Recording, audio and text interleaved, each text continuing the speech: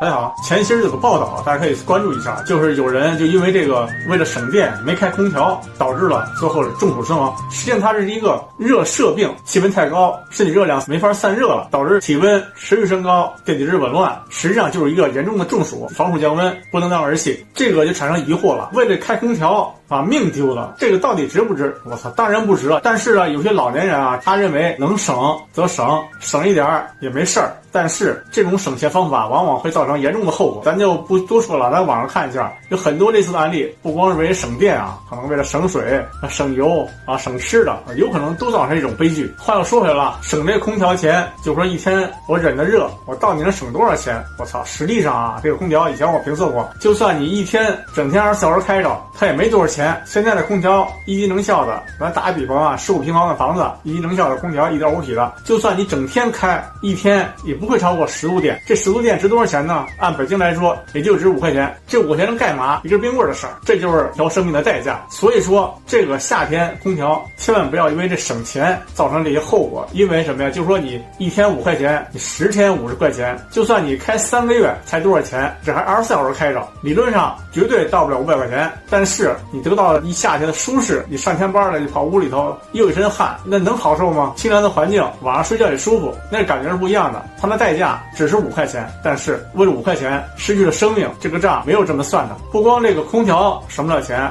而且上一些网上有些报道，咱可以听一下啊，引以为戒的。有个老人就因为怕这个剩菜浪费，本来说搁了1天多了冰箱里头，他人没事儿，结果吃了以后，然后就闹肚子，就撑着不去医院省钱，最后发展为痢疾、肠炎之类，花了好几千。你说一个剩菜能值多少钱？但是他觉得上万值，扔了就浪费。有些老年人的心态没法懂，算小账不算大账。还有一个报道也是，就是一个菜装容器里头摔地摔碎了，香辣酱之类的，摔碎以后呢，好多玻璃渣儿，但是他认为呢，就是说我从上面拿，底下都不要，还是可以吃的。最后把这上边这一部分大概2/3吧回收了，然后装在别的瓶里吃。结果有一块玻璃，非常尖锐的玻璃，吃进以后导致胃出血。治疗的话没个2-8千下来吗？一个辣酱3-5块钱，为了省3-5块钱，1万多出去了。还有一个报道就是有个人吃饭嘛，就是为了省菜钱，他自己做这个酱豆腐。咱知道啊，酱豆腐是豆腐发酵的，是一种过程，但是这东西家庭千万不要自己尝试啊，因为它可能产生毒素，不像工厂里质检这么严格。结果他做这个酱豆腐就是他原来也做过，但是这个出事儿了，中毒了，小孙女